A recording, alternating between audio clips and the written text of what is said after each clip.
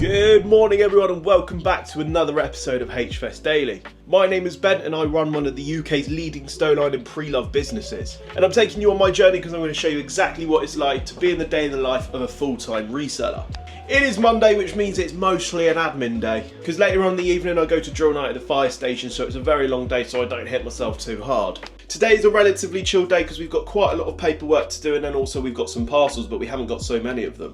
I've also encountered my first issue of the week, which is the stock's going to be late. As I've said in previous videos, it's meant to arrive on a Tuesday, but this week it's possibly going to arrive on a Wednesday, which means we're going to be working a day behind. As there is 5 days in the week, it's not too much of an issue because we can just push everything back by 1 day, so we'll do a restock on Wednesday, Thursday and Friday, so it makes no difference. When you're a reseller, you've always got to make sure that you have a plan B in place for things like this because you can never know what's going to happen. There have been instances in the past where I was meant to have stock and it didn't even arrive at all in that week, and that was not the wholesaler's fault, it was just because the postage was rubbish. We're going to try and find out exactly the day it's going to arrive this week. I've been told Wednesday, but we're going to hopefully confirm it within the next few hours. I'm just going to have a bite to eat for breakfast, then I'm going to head to office, so I'll see you there. As you can see, we've got a lot of stuff that we need to package up this morning / this afternoon. It is very important, especially when you become a bigger reseller, is that you keep on top of your postage because nobody else is going to do it, and if you don't do it, all it's going to do is just build up. We're going to have a nice little walk and talk whilst we do our parcels, so let's go. I'm going to attach you to my chain because it's quite practical, but the first item for today, we have sold this acid wash hoodie, and it always just seems to be a really popular piece that we always get in. They always seem to sell really fast, and we just can't get enough of them. Because they had quite a high retail price on them, people assume that they're worth a lot more than they are. So it is harder to pick these up off of marketplaces and suppliers because they just can't get them for the right price. There's a sensible market price on something like this, but sometimes people just like to go whoosh and look at the retail price and the prices are way too high. I've picked up plenty for the right price, so I know that's the right one. And there's no way that I'm going to sell these for over £300, not a chance. Hopefully I've folded this well enough that it goes into my medium parcel. Come on!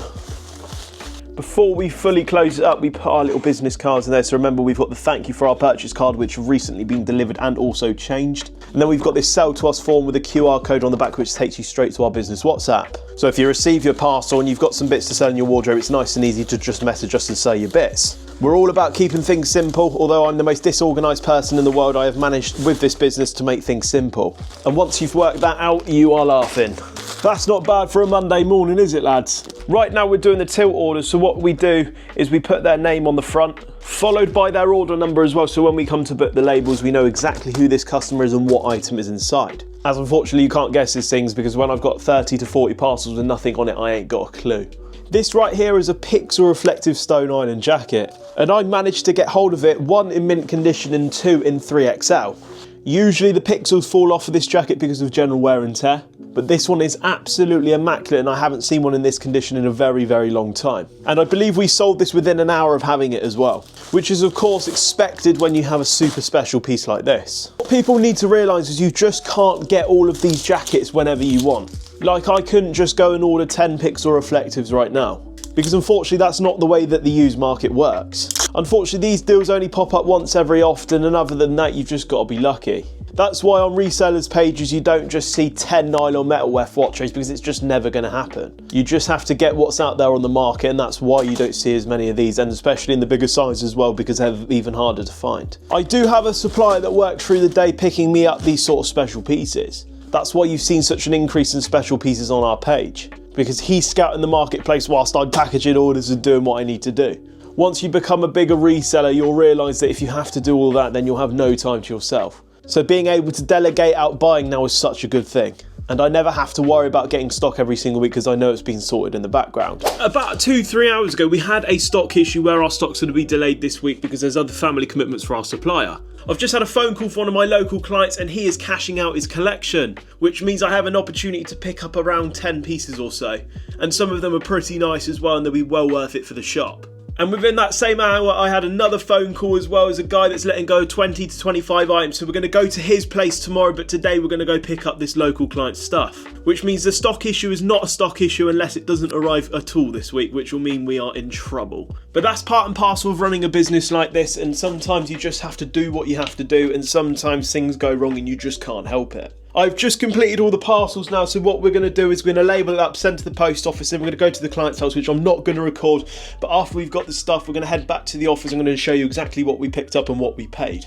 Parcels are all finished now. They look something like this, and now that we've done them, it's time to label them up. So we'll go and label them up, stick the stickers on, then we're going to go to the post office, and as soon as we've done that, we're going to go to the client's house, go pick up all these new bits, and then I'm going to come back and show you exactly what we picked up.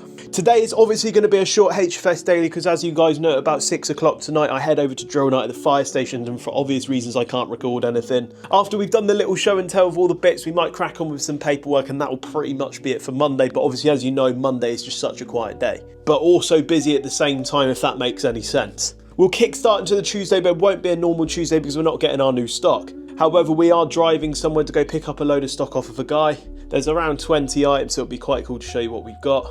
And then it'll be business as normal, and then on Wednesday we'll receive our new stock, hopefully, because I'm not too sure what's going on with my supplier at the moment, so it's all a bit in the air. I'm going to get all of these blue parcels put in IKEA bags, then we're going to go to the post office, and then we're going to go to my client's house, so I'll see you guys when I get back to the office and show you exactly what we've got. Some of these pieces are absolutely sick. I've just picked them up, come back to the office, I'm about to show you exactly what we've got. I may or I may not have kept some stuff for myself, but I cannot confirm or deny that. I'm literally awful for it recently. I just look at things and think, fucking hell, I want that in my collection. But I will sell a couple of things from my collection this week because some stuff's got too big, so it'll kind of like counteract it anyways. Right, I'm too excited, let me show you. The first piece that I wanted to keep with this Moncler knit, and I'm only going to keep it if it fits me. It's really, really soft, nice and lightweight, and looks really, really smart. I don't sell Moncler, but if I do come across a customer's collection with Moncler in it, highly likely it will end up in my collection.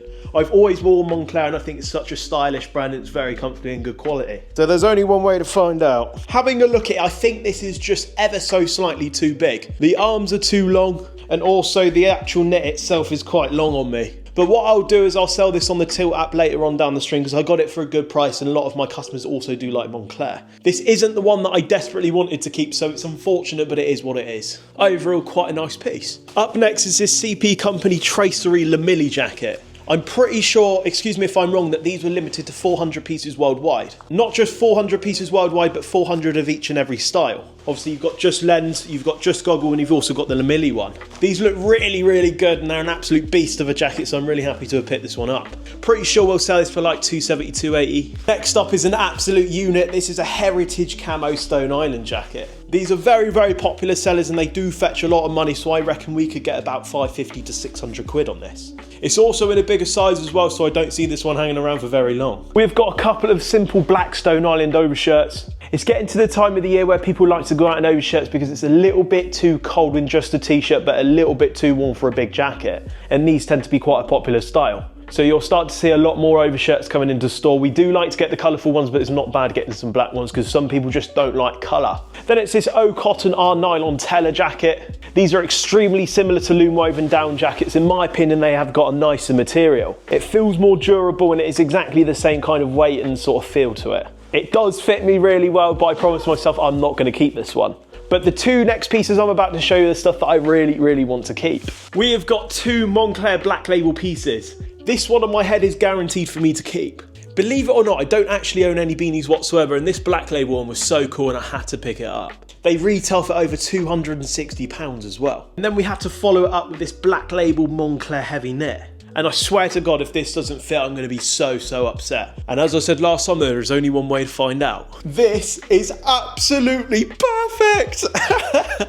This is actually one of the nicest Moncler knits I have ever seen in my life. It has this really cool French stripe going down it and a really nice ribbed cotton material, and also the Black Label as well, which is a more low-key look of Moncler. Obviously, the outfit that I'm wearing at the moment doesn't really suit it. I definitely shouldn't wear these with joggers. Instead, it should be a nice pair of jeans with a nice set of shoes on, but obviously I'm in my work outfit, so I'm not really going to mix up.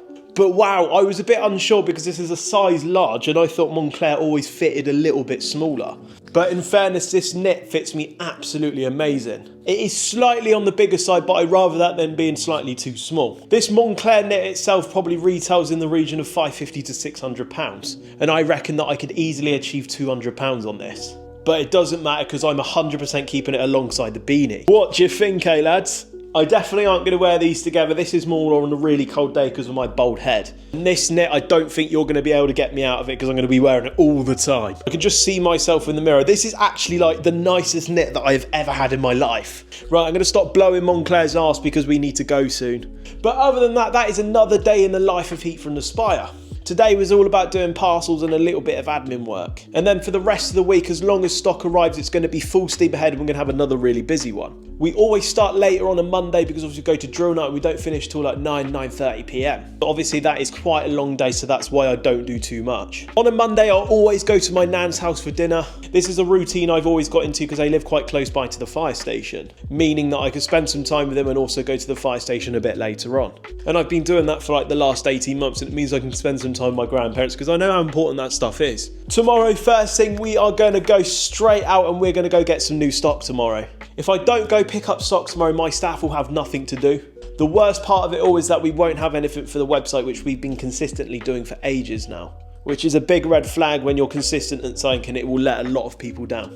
I really am starting to enjoy this YouTube channel because you guys can really experience firsthand what it's like to be a reseller and what you do in an emergency. Make sure you hit that subscribe button for more daily content at Heat From The Spire, and if not, I will see you guys in the morning.